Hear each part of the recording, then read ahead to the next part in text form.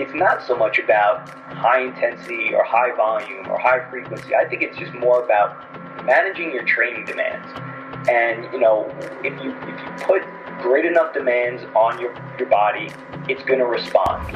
Welcome to Corporate Warrior, the podcast that brings you the best advice on how to improve your health, optimize performance, and maximize productivity. With your host, Lawrence Neal.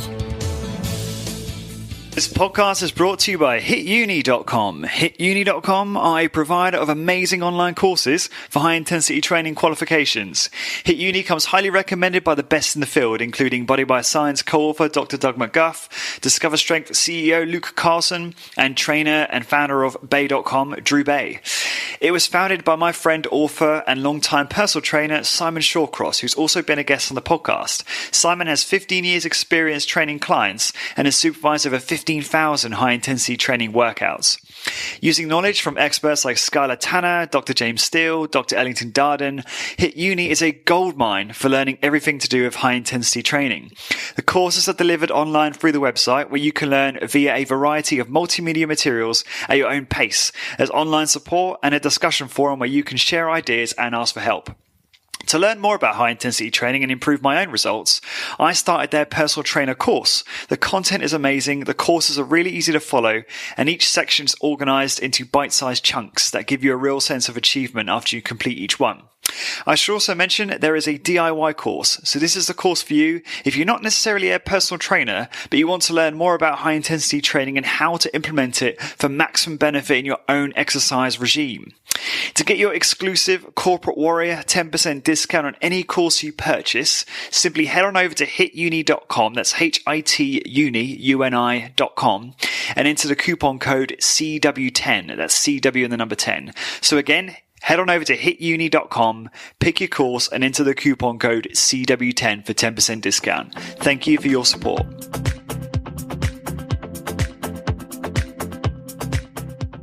This episode is brought to you by Exercise Science LLC, your one-stop shop for all of your exercise needs. Exercise Science, a high-intensity strength training studio based out of New Orleans, is owned and run by exercise physiologist and Body by Science contributor Ryan Hall. Ryan has been featured on the podcast twice, and both are among my most popular episodes of all time.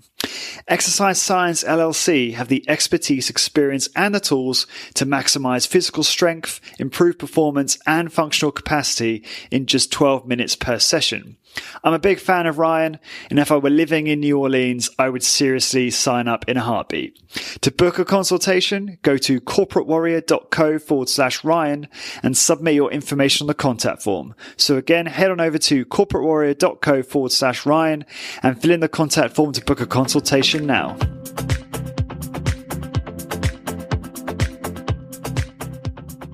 Hi guys, I am Lawrence Neal and welcome to another episode of Corporate Warrior.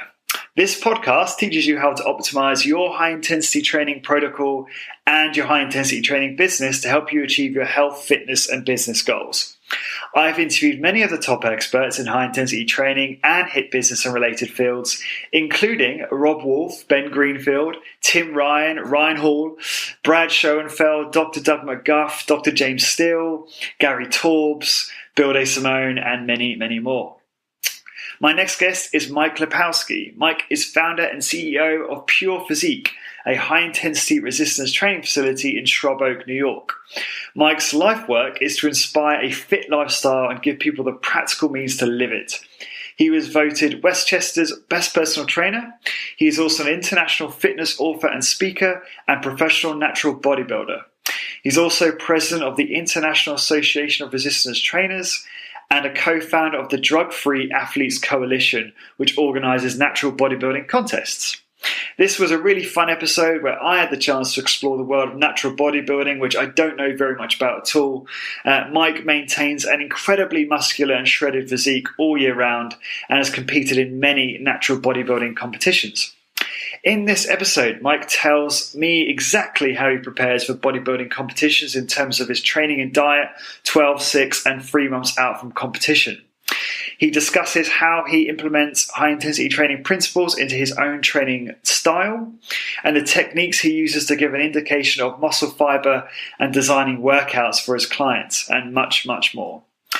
Corporate Warrior listeners, that's you guys, get a free 92-page ebook written by Mike Lipowski detailing the exercise science principles, concepts, approach, and training methods he uses as a HIIT-based bodybuilder. To get your free copy, go to corporatewarrior.co/Mike.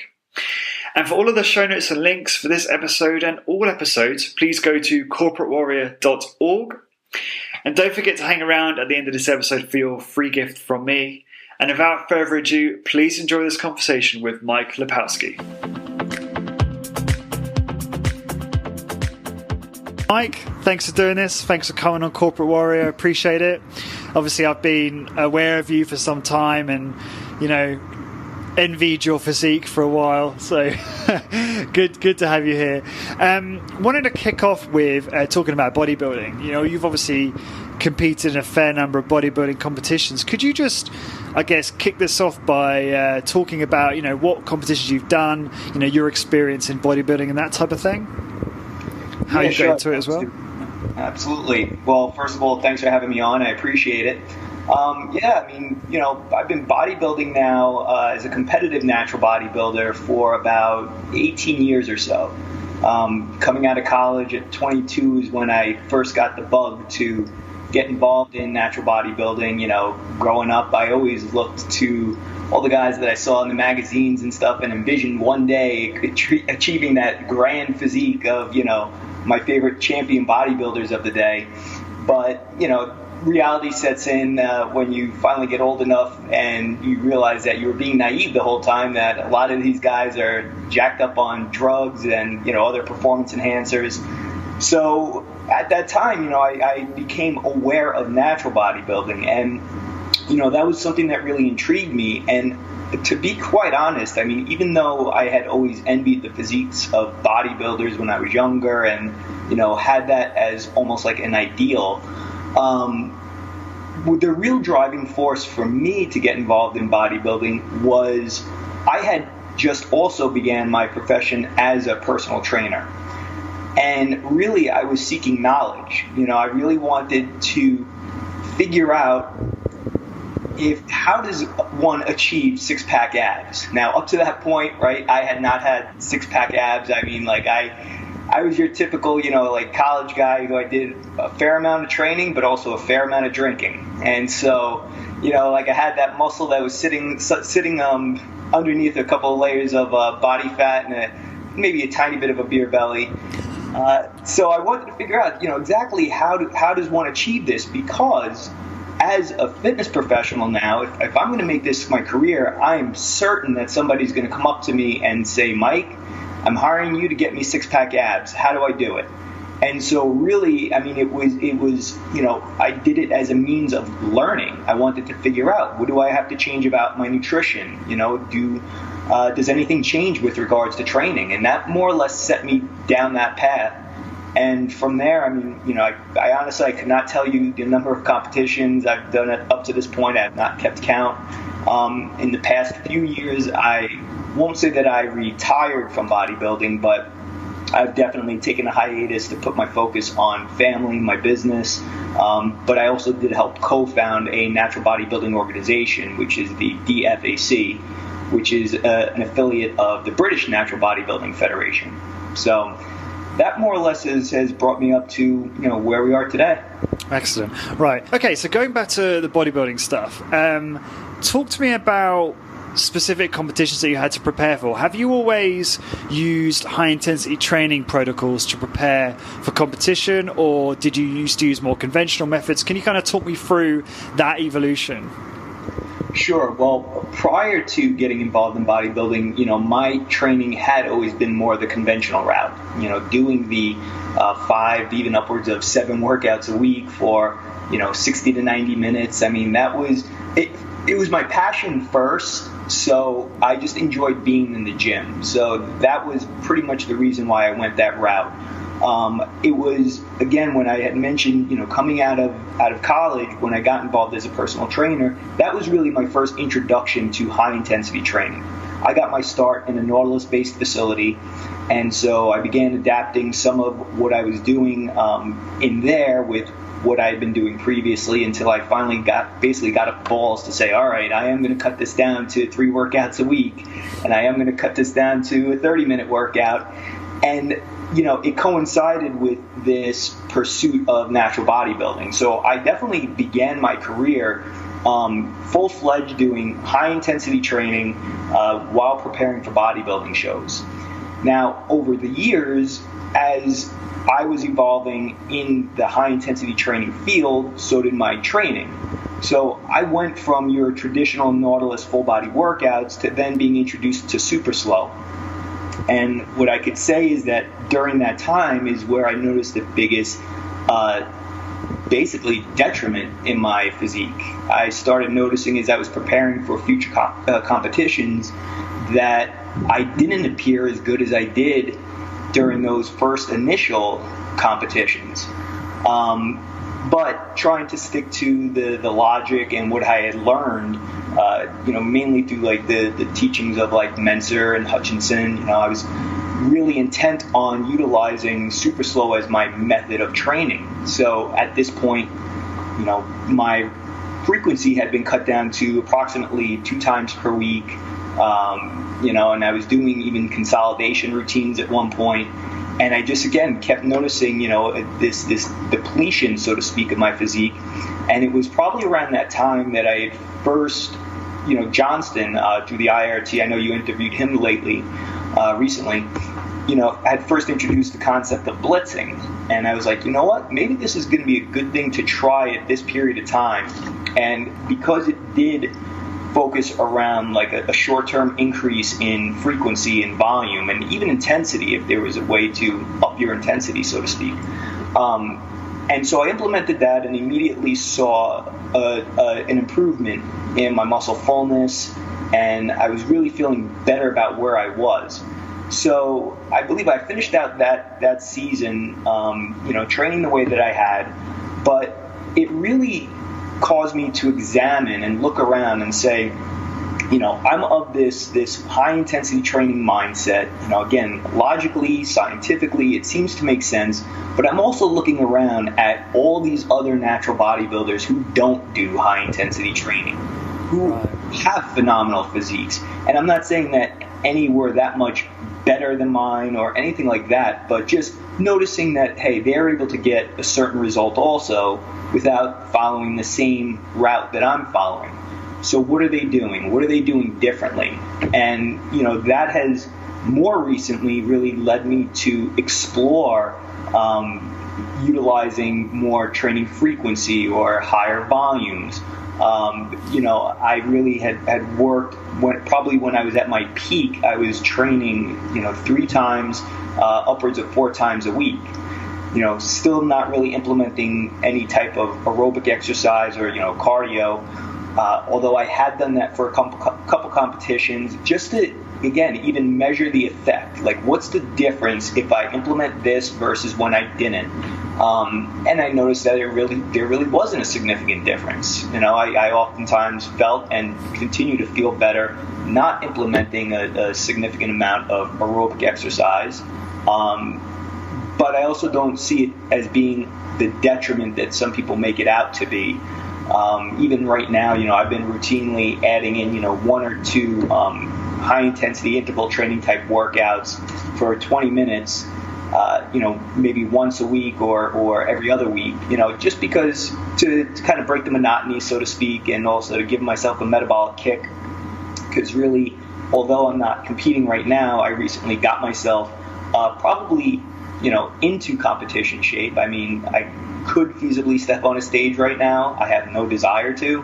And I know that, probably the 1 to 2 pounds of body fat that I would have to strip in order to be somewhat competitive, but right now I'm kind of enjoying the lifestyle that I'm living. So, I'm really working on trying to find that balance where I could walk around in bodybuilding type shape, but still live my life like a human being. Nice. Going back to what you were saying there, you said that when you were in best shape, you were working out 3 to 4 times a week. Can you elaborate on the protocol that you were doing at that time? Yeah, absolutely. It's honestly not much different than what I'm doing right now. And the foundational components are still the same as when I began. I rarely do a workout that's longer than 30 to maybe 40 minutes tops. So you're talking like usually about a max of 2 hours of training a week. The protocol was essentially high intensity training protocols, but I've also learned to kind of adapt to some of those things that I saw my other bodybuilding contemporaries doing, which were working for them. And so that, I'm sure we could talk about it at a later point, but even that's become a big part of what we do in our business here at Pure Physique, is how do you take, aspects of not just high intensity training, but even the opposite end of the spectrum, and still fit it into, put it into a package where it's the high intensity training person would say, you know what, this is suitable for me because it's still brief, it's still infrequent, and it's still intense, yet is also touching on or borrowing from areas of fitness that we don't often look to. So, I know one of your other recent guests was Brad Schoenfeld. And, I really like his writing because, again, he had always been pretty much the antithesis of high-intensity training with some of his recommendations. But, again, based on research and also the empirical evidence, you can't deny that people are getting results in a different way. So I always look to see, what can I borrow from that area of fitness and that approach and apply to my own. And again, still work within this construct of what I believe is the best approach for myself or for the clients that I work with. Cool. Can you kind of, I guess for anyone who's into high intensity training and considering entering bodybuilding competitions, for whatever reason, what might your prep look like, when you did your last competition, or perhaps the competition where you had the most success? What did it look like in terms of 12 months out, 6 months out, 3 months out, in terms of the training and the diet? Sure. I'm a huge believer on taking a lot of time to prepare for a show. I think too often, people fall into the trap of believing the marketing hype and believing, what they read in magazines and now on the internet that, you can have a bodybuilding competition like physique in 12 weeks or 16 weeks. And don't get me wrong, you can get into tremendous shape. I've seen people get into great shape in that short amount of time. But I believe that stepping on a bodybuilding stage is a completely different animal.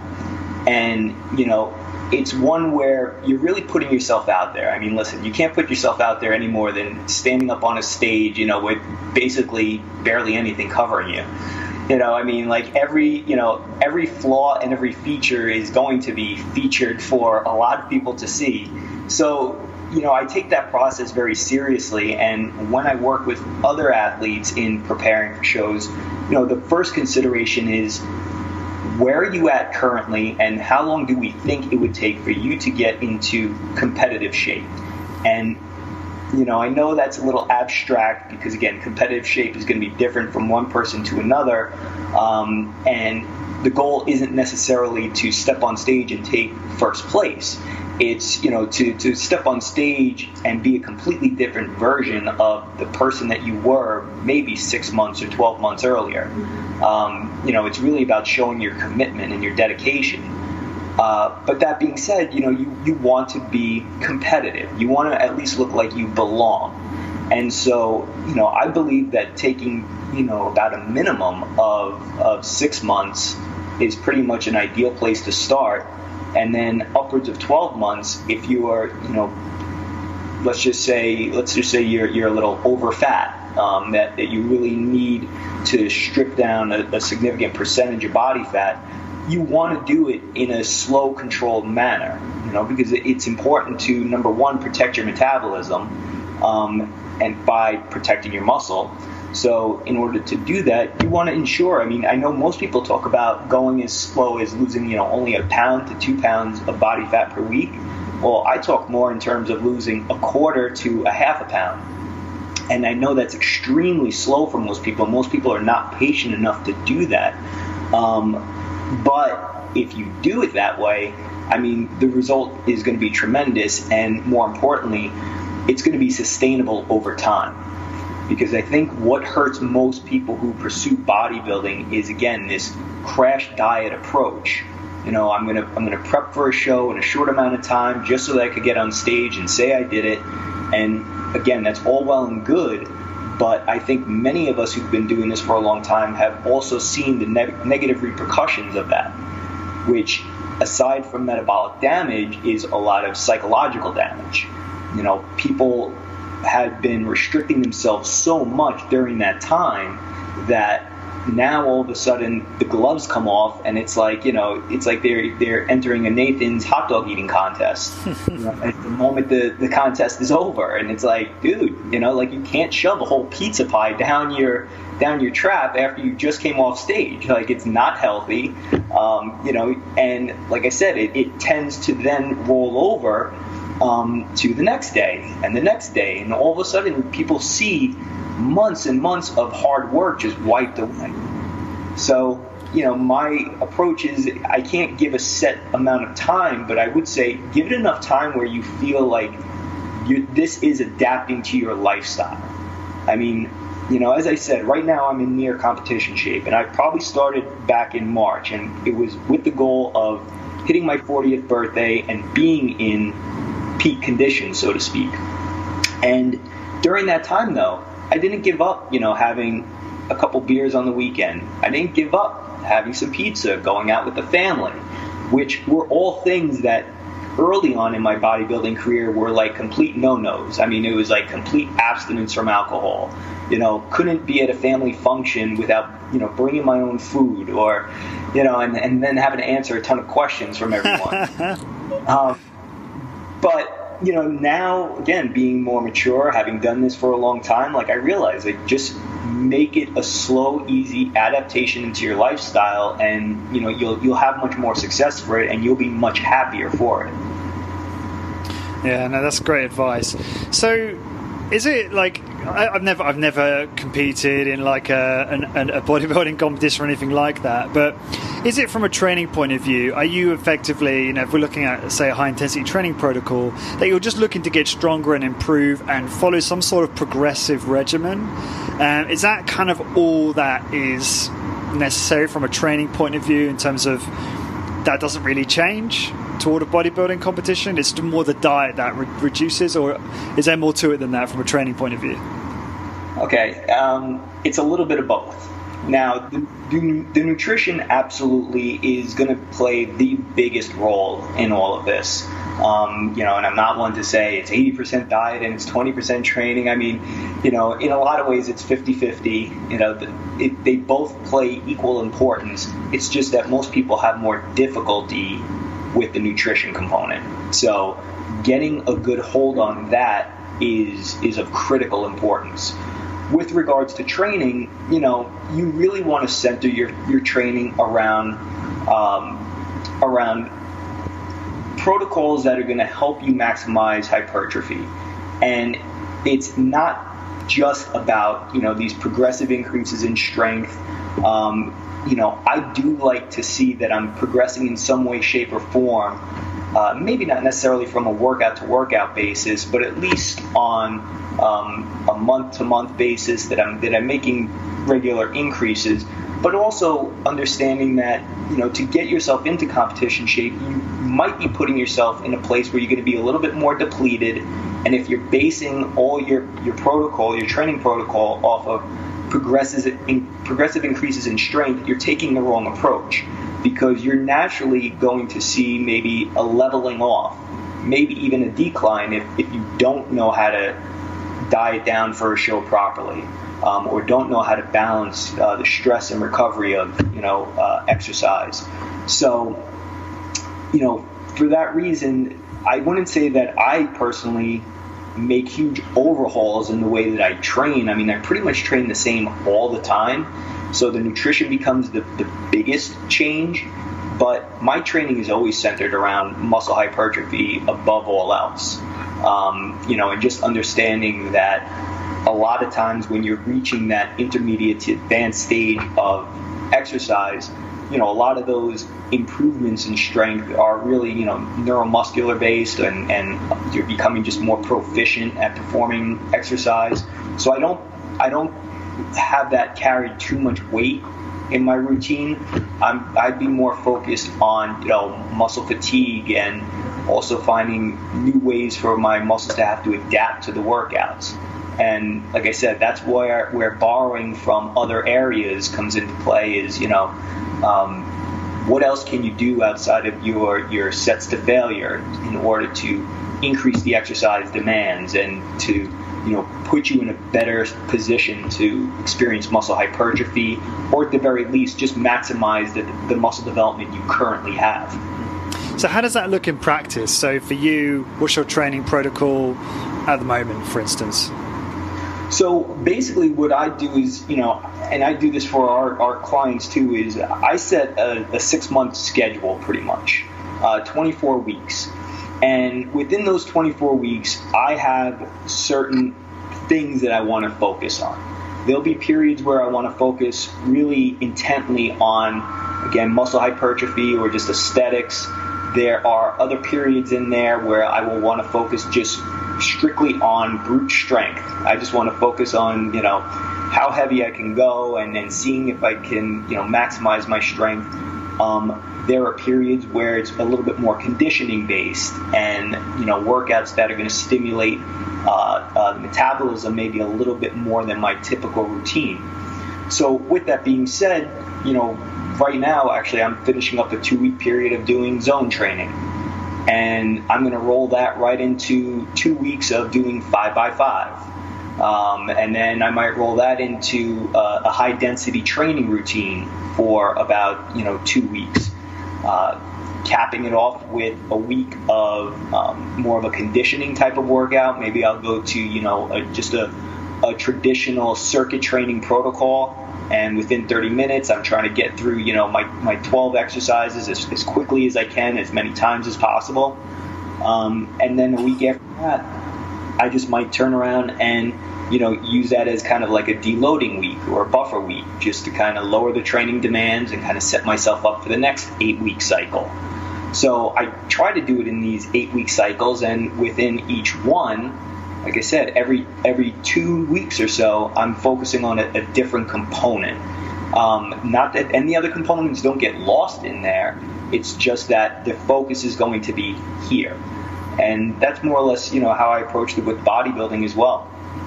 So obviously you're very open-minded. You use lots of different approaches to building strength and hypertrophy.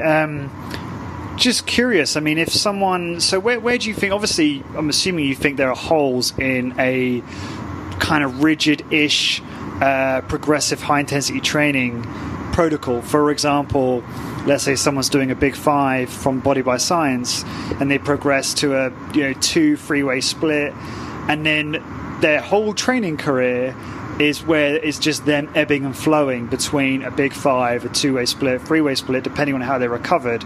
So, single set to failure, the drill. So, do you feel that there are shortcomings in that for people that are trying to optimize hypertrophy in their training? Well, I think the way that you position the question really says it all. If they're trying to optimize hypertrophy, I think that there are some shortcomings. From just a general standpoint, I think that the high intensity protocol is a great fit for probably, the 85% of people out there who really just want to be stronger, look fit, and feel good. But when you have that smaller percentage, such as bodybuilders or your average Joes and Janes who just are really all about the aesthetic, I think you do have to look beyond those protocols and say that there is a limit, because your body's going to just simply adapt to what you're doing at that time and doing it in that particular manner. How far can you go with it? And what I've seen, at least through my own practical application with myself and others, is that it can only take you so far, and that implementing some variety in your training does become important. And like I said, trying to just create those stimuluses that are gonna provide like a new adaptation, or not necessarily new, be slightly different than what your body has adapted to up to this point. Okay, so if you're getting ready for a competition, let's say, you talked obviously about the kind of protocol you might follow and how that changes and sort of these 8-week blocks. How will it look? How will it change? Let's say month out from competition. Is there a specific kind of approach you take that close to competition in terms of, like, I don't know, additional recovery or different types of protocols or anything like that? Well, there was, and then there's what I learned. So originally, again, taking advice from some other individuals and being young in my own bodybuilding career, I would scale down, my training demands leading into a competition. Then, of course, there's all the mystical, magical things that you're supposed to do the week of a competition during peak week to suddenly transform you into the bodybuilder you haven't been for the last, 12 weeks. That don't work. So what I basically found out, though, is that when I've had my most success, I didn't change anything. I kept it exactly the same going right into the week of the show, maybe only made slight alterations to my schedule the week of a show to account for travel or the fact that, I didn't want to be necessarily too sore the day of a show. But, I'm going to say that for anyone out there who's not doing this for a competition per se, but just simply trying to, look their best for a certain day, an event, a vacation, you don't have to make these massive changes to your routine. Keep the routine the same. Focus on nutrition. It's really amazing how much burning a little bit of extra body fat will go in altering the way that you look. That will pay huge dividends, and especially if you do it the proper way. If you can do it while maintaining as much muscle mass as possible, that really is the key. Because, listen, we're all only going to build so much muscle up to a point. Do I want to keep pushing the limits and see how far I can go by trying different things? Absolutely. But, when you get down to it, you're going to reach a certain place, and after that, the best thing you could do is just focus on the nutritional components, tighten those screws and make those changes that are necessary in order to optimize your appearance.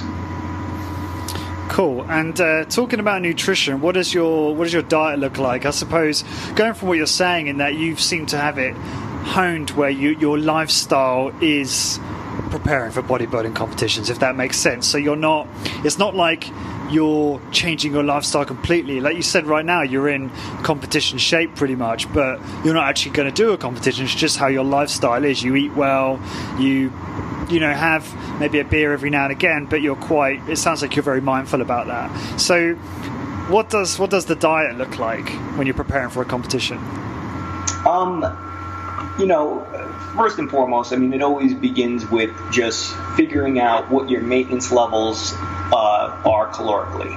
When you start with that, once you're there, then you can, again, take out 150, 200 calories and begin with that as kind of a starting point with regards to stimulating some fat loss. But, the most important thing, I think, is getting your macros really, tuned in. For me personally, I like an approach where about 45 to 55% of my caloric intake is coming from carbohydrates, and about 30 to 35% is coming from protein, which pretty much fits into that 1 gram per pound of lean body mass recommendation. So I stick pretty true to that. And then the remaining 15 to 25% of calories are coming from fat. And I usually basically stick with those numbers throughout, from start to finish. Occasionally, I may drop the carbohydrates a little bit and up the fat. But again, that's more of an occasional thing. What I'm looking for more so than anything is when is it time to actually increase my calories and food intake in order to best stimulate my metabolism?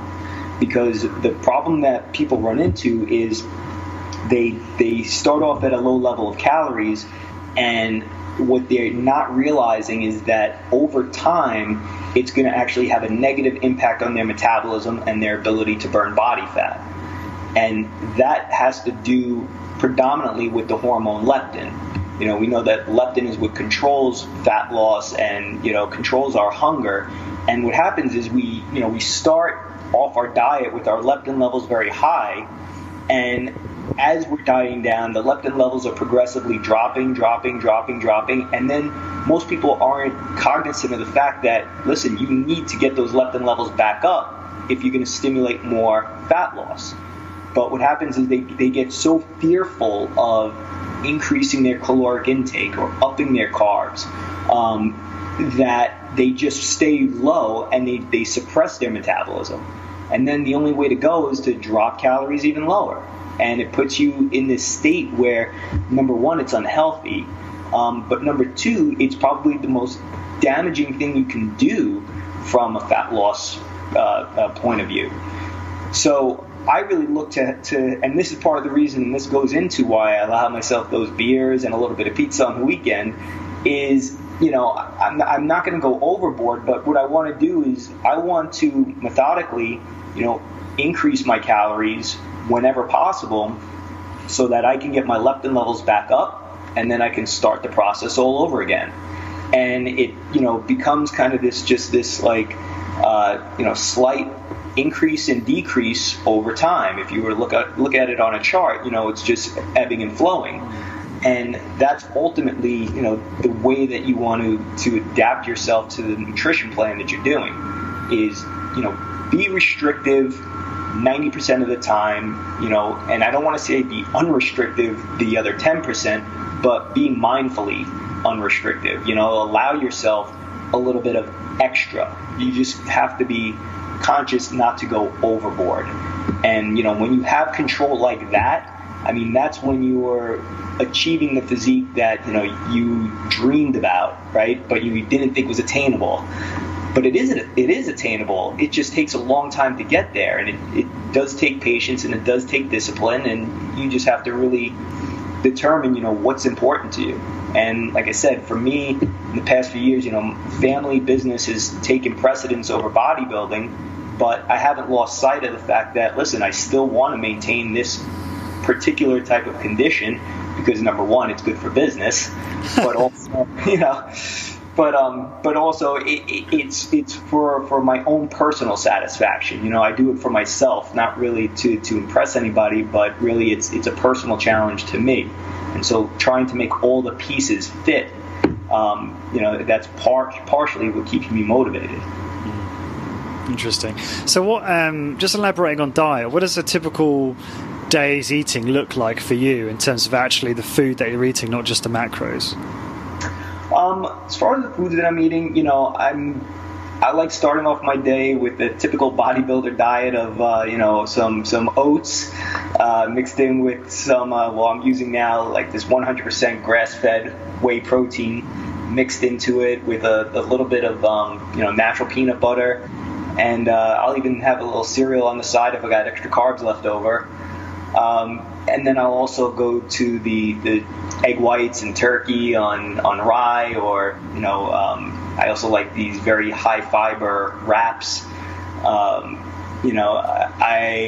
Lunch. A lot of times it's a lot of the same foods just repeated over and over. But I'm a fan of like cottage cheese and frozen yogurt, and I'm a huge fan of a lot of these new ice creams that are out that are very high protein and very high fiber, because I could sit down and eat a pint of that and not feel guilty about it.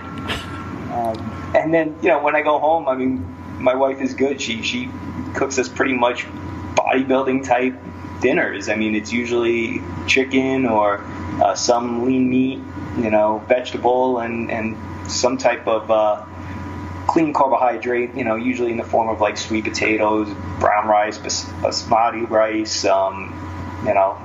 Sounds like you steer away from bread, though. Is that fair? No, it's not fair, actually. I'm not anti-bread, but when I do have bread, I try to focus on having, sprouted grain bread. We have over here, we have Ezekiel bread, which is a great brand. I try to just go with stuff that's higher in fiber so that it's slower absorption. I try to always, and this actually started when I first began bodybuilding. One of the first things I focused on was the glycemic index. Even though it's, there's components of it that don't necessarily matter or hold as much weight anymore now that we've, delved deeper into our understanding of it. I always like the idea of, though, trying to maintain a lower glycemic diet. So I try to pair my meals. If I'm going to have bread, I try to pair it with enough protein and just enough fat to slow down that absorption and not create these huge spikes in blood sugar and insulin. To me, controlling that is key to maintaining a lean physique and in order to, get oneself into that condition in the first place. Cool. Since your last contest, have you learned anything specifically about training or nutrition that you think would benefit you for a future contest if you decided to do one? I know you've competed a lot, but just wondered if you've had any poignant sort of learnings from the previous. I really think that keeping the frequency up is definitely beneficial from an aesthetic standpoint. I really think that constant depletion of glycogen from the muscles and that repletion is really key in terms of, being able to walk in a show looking full while, maintaining all your cuts and basically, putting you in the best position to look your very best. With that being the case, I've also found that it's okay to ease off on the intensity a little bit, and scale that back in order to allow for maybe a little bit more volume or a little bit more frequency. But, I just try to be smart about it. I don't know that what I was doing last time I competed really would be that much different than what I'm doing now. The only thing is that you're constantly monitoring yourself as an individual and seeing, hey, when is it time to cut back? When is it time to increase the demands? And just being really smart about managing your training demands. I think that's the one thing that gets overlooked by a lot of people just in general, is that it's not so much about high intensity or high volume or high frequency. I think it's just more about managing your training demands. And, if you put great enough demands on your body, it's going to respond one way or the other. But we also know that it'll only respond favorably if it's given enough time to recuperate from those demands. And so, it doesn't have to be as simplistic, nor can it be, I think, in the advanced stages where it's all about, your rest from week to week. I mean, I think you do have to look at it on a larger scale, which is partially the reason why I look at like a 24-week cycle and say, hey, every 8th week, I'm going to make sure that I scale down my demands a little bit, ensure that my body's getting enough rest, or just, take some time off altogether. And even though I might have things planned out, if I see or feel in the midst of a particular period that, I need a little bit more rest. Even though my intention was to do X, I know that I need to do Y because that's going to best serve me over the long term. Mm-hmm. So I just try to be sensible about my whole approach. Cool. Kind of final question, although this might be the last question on bodybuilding, although we might creep back into it. What have you learned through your experience bodybuilding which now benefits your personal and business life? Great question. I think first and foremost is discipline. The whole process of getting ready for a competition does involve a ton of discipline, and you have to make decisions to sometimes do things that you don't necessarily want to do, but are the best things for you. And I think that anybody who runs any type of business, you run into those same circumstances, right? I mean, you need to be disciplined on a daily basis in order to keep that business running and keep it running effectively. From a personal standpoint, I think where that really ties in is the discipline of knowing when to shut it down. I'm a workaholic. I mean, I could work, from morning to midnight, and I often have. But now with having, two young boys at home, a 3-year-old and a 3-month-old, knowing that, my wife is with them all day, when I come home, it's the discipline of saying, you know what, I'm going to leave my laptop at work. I'm not taking my work home with me. I'm going to leave that there. And when I get home, that time is spent with my family. Or it's at least, spent with my boys so that my wife can pick up and do her work. So, I think that discipline is definitely a huge component of it. Then I think beyond that, I mean, it's like the knowledge that you acquire from experience, right? Going through that process of, dieting down for a show, understanding the psychology and some of the human behaviors, that serves me more than I could ever even express in my business, because we have people who are constantly, asking huge things of us. They as a trainer, they want you to be a miracle worker. They walk in the door, they slap down that money, and they expect a result. And sometimes you have to help them best understand, listen, you can get that result, but here's what it's going to take. And I could tell them exactly what it's going to take because I know, because I've been there and I've done that. And I think that is huge. That pays huge dividends with respect to, them really understanding and respecting your opinion. Because you're not just telling them this to either discourage them or try to build them up and tell them they could do something that might not be realistic. You're basing it off of actual knowledge. So being able to paint those realistic expectations for people, I think, was a very, very big help in through bodybuilding. Do you just have pictures of you shredded all over the gym walls? In my younger days, maybe. Not now. I mean, our business has evolved greatly. It's definitely, it's not about me. It's about our clients. At this point, it's really about my team. That's who I care about. I want to see their growth.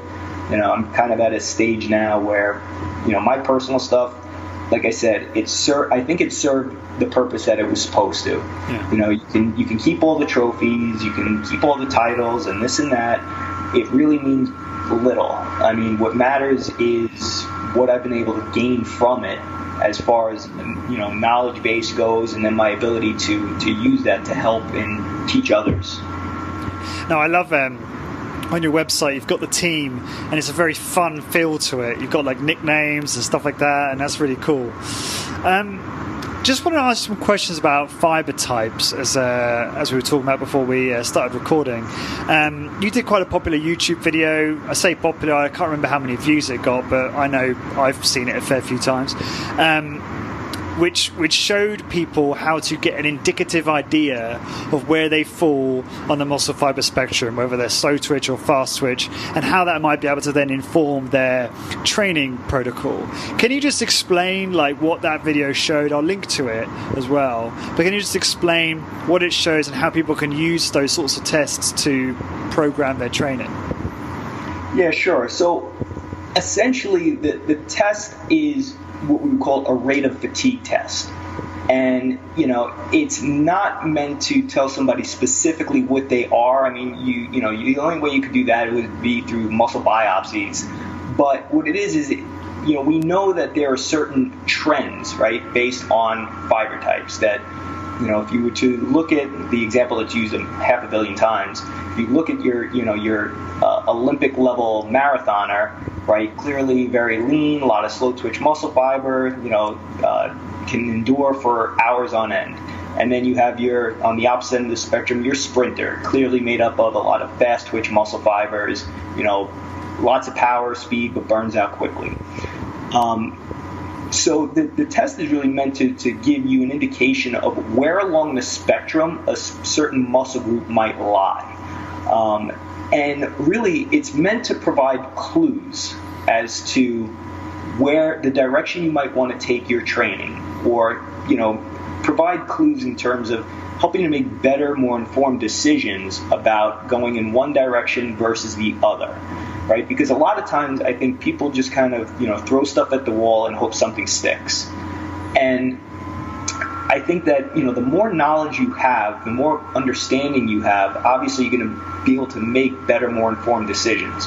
So that's really all the fiber type test was about, is just trying to get a gauge, an understanding of where along a spectrum you might lie, and then making it, using that information to make more informed decisions. Have you got an example of where you used that kind of data to modulate your own volume and frequency in your training? Sure. I mean, the thing that always pops to mind, when I'm asked this is actually, if I'm training legs, right? If I'm going to do a leg training day, let's say, I know from testing that, my quads are fast to fatigue. So which would indicate that they're probably closer to the fast twitch end of the spectrum. It's the type where, I could take a set to failure or close to failure, set it down, give it a little rest, go back in and barely move a weight. So it would probably indicate that I need longer rest, or that, I was really effective at depleting that muscle's resources. Whereas my hamstrings, I could pretty much take a set to failure, pop back into that exercise about a minute later with the same weight, and really come up only, maybe 1 or 2 reps shy of what I had done previously.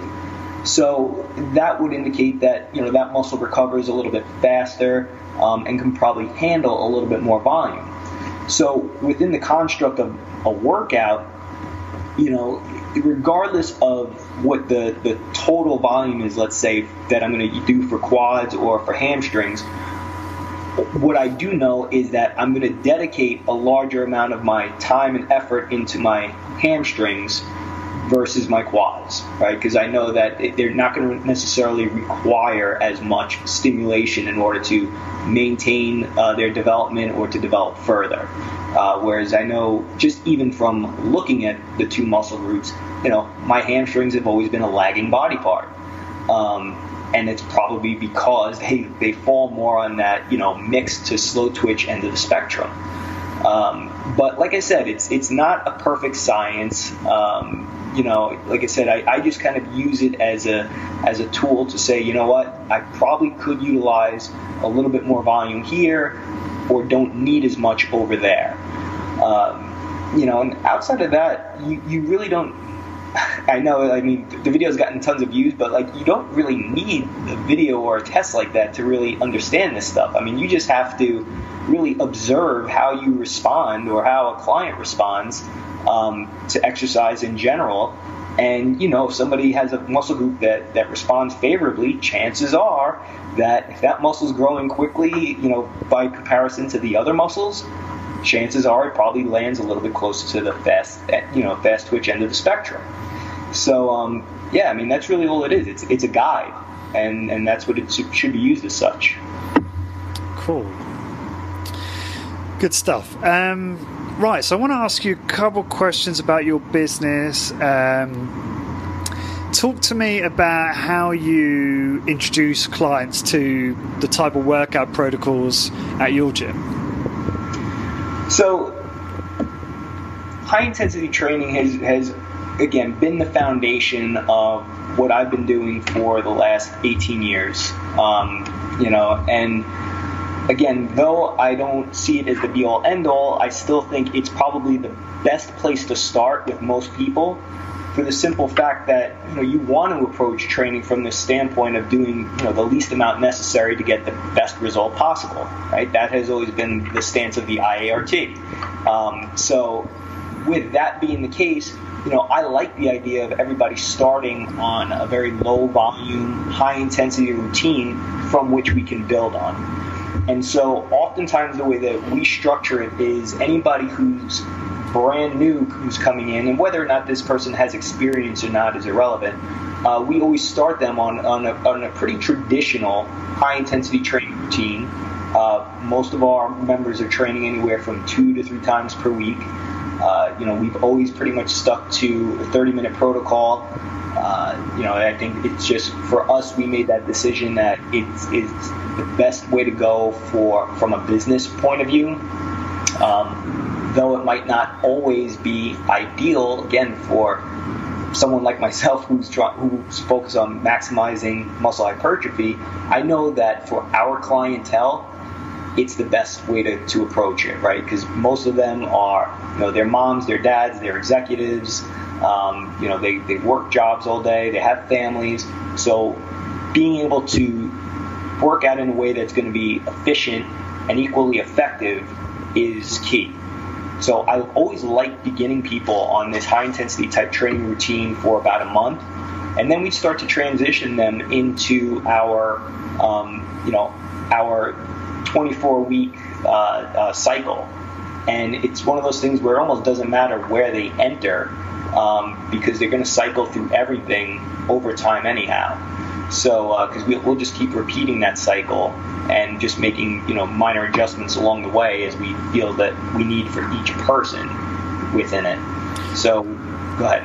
Sorry, I was just going to ask you to elaborate on what the cycle entails. Yeah, so it's exactly what I was speaking about earlier with regards to having these cycles of 2-week chunks on different protocols. We're very cognizant of who we're marketing to when we market our service and exactly what it is they're looking for. So instead of trying to individualize everything around each person that walks in, we just try to get each person who walks in to be kind of on the same page in terms of why they're walking in. We're not going to sit here and say that we're going to be everything to everyone. And if you're a young guy who's interested in powerlifting, like you have no business being at our place. We're not going to take the time. I know the protocol to utilize with you and how to maximize the effect so that you can be a great power lifter, but that's not what we do, and you're not going to be our client. So I'd rather just market our services to a particular type of individual and know that person can come in and share in the same experience that everybody else in there is sharing in. I've also, I think, over time found that things didn't necessarily need to be as individualized as I thought they did. Like I said, if you just approach it more from the standpoint of managing people's training demands, you can be somewhat general in your approach and what you apply, yet still get them great results. Just understanding that at certain times you may need to, up the demands for this person while keeping the demands the same for somebody else. But if you could do that, then I think you're going to be successful. That's interesting. It's to all the business owners out there, know your market, don't spread yourself too thin, I think is the overriding message there. No, that's good advice. Just going back to, I guess, exercise in general, what have you changed your mind about in the last year or in recent memory about exercise? Well, like I said, I think, I had just alluded to the concept of individualism. It's obviously a key component in any exercise program and how somebody's going to respond versus somebody else. But I think that sometimes we can try to get almost too individualized, and we, try too hard to make these adjustments that we think are going to, catapult us to the next level, and it's really not so. That you can be and this is also speaking from a professional standpoint, as a trainer, you can be kind of general with people. Like not everything has to be laid out specifically to them. So by that I mean, let's go back to the fiber type test for a second. When I first wrote about that concept in my book, it was all about, all right, now that you have this information, every set should be designed to be fiber type specific. If you find yourself to fall more on the slow twitch end of the spectrum, all your sets should be in this 60 to 90 second time under tension. If you're a fast twitch, everything should be this 30 to 50 second time frame, and so on and so forth. Most people, some of that information, and that might be a good approach if somebody's trying to create like the most ideal workout program for themselves.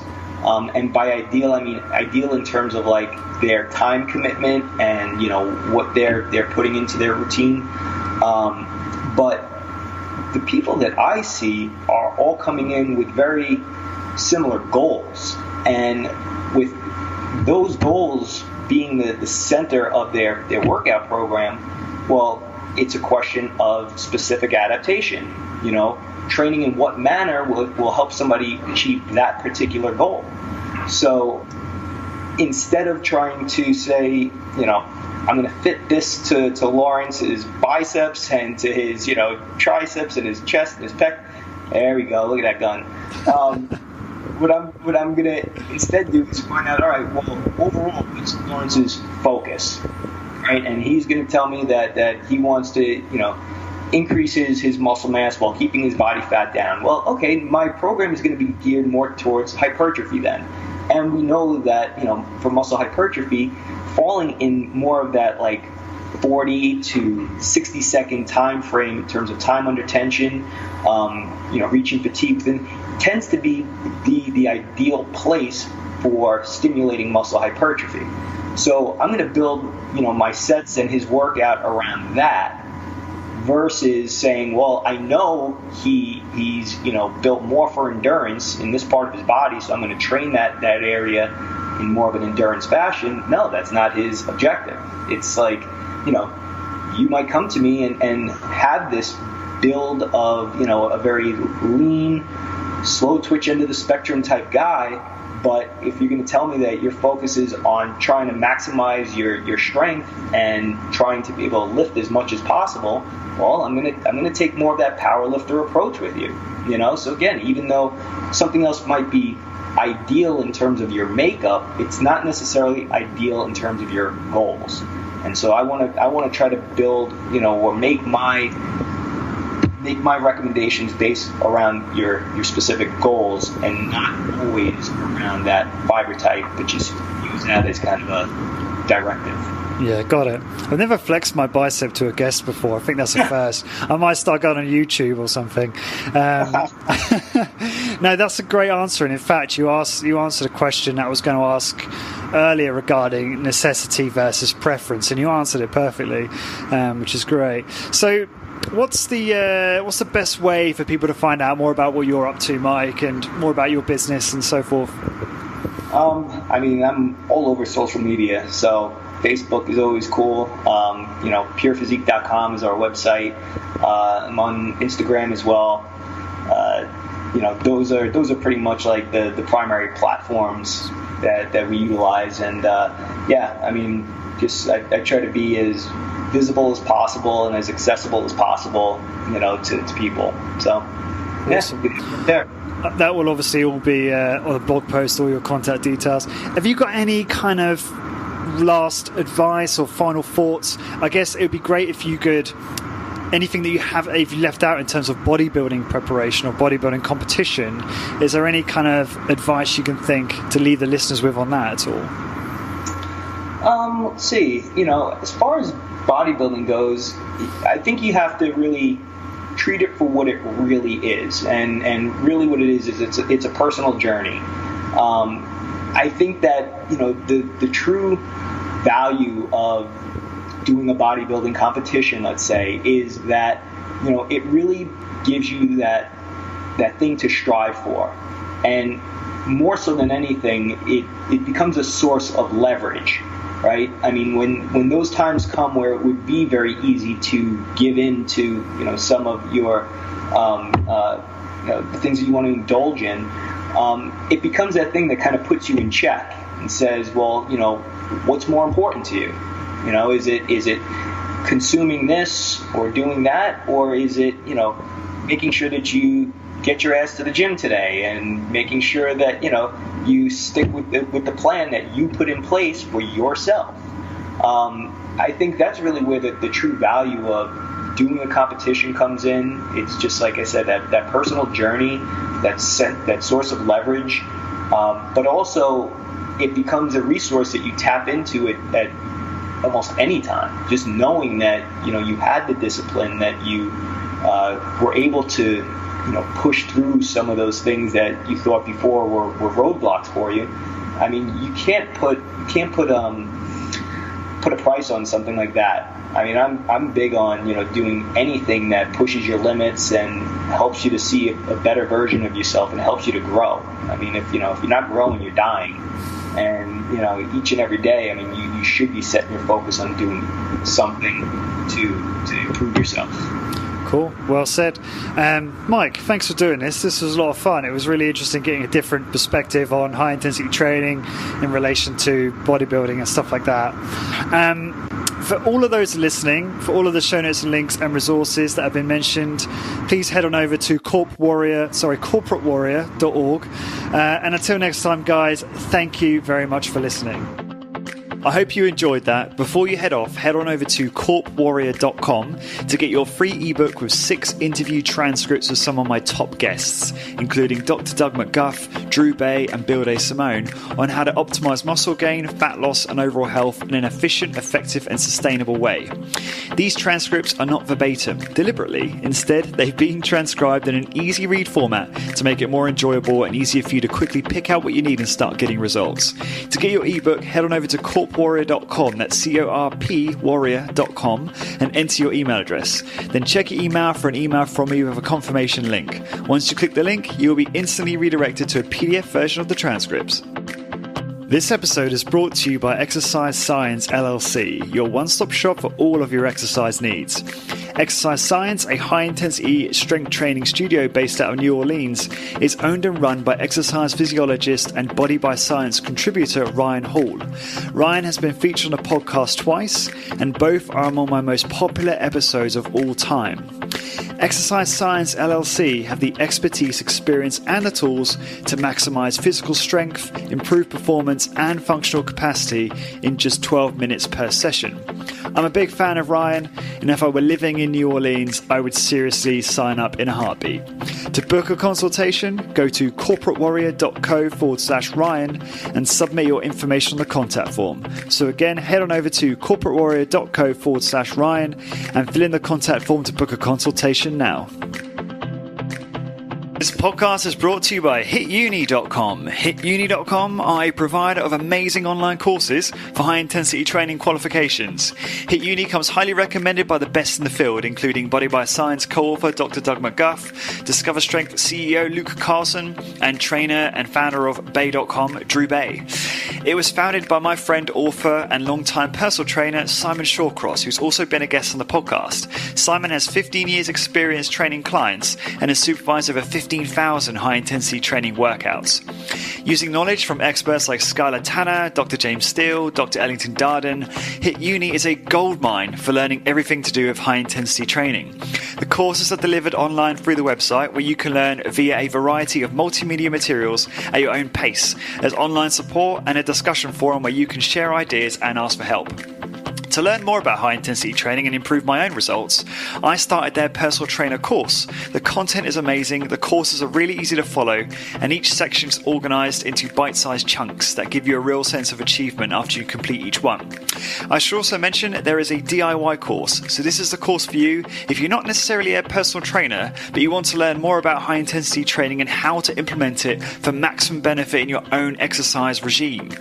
To get your exclusive Corporate Warrior 10% discount on any course you purchase, simply head on over to hituni.com, that's HITUNI.com, and enter the coupon code CW10, that's CW and the number 10. So again, head on over to hituni.com, pick your course, and enter the coupon code CW10 for 10% discount. Thank you for your support.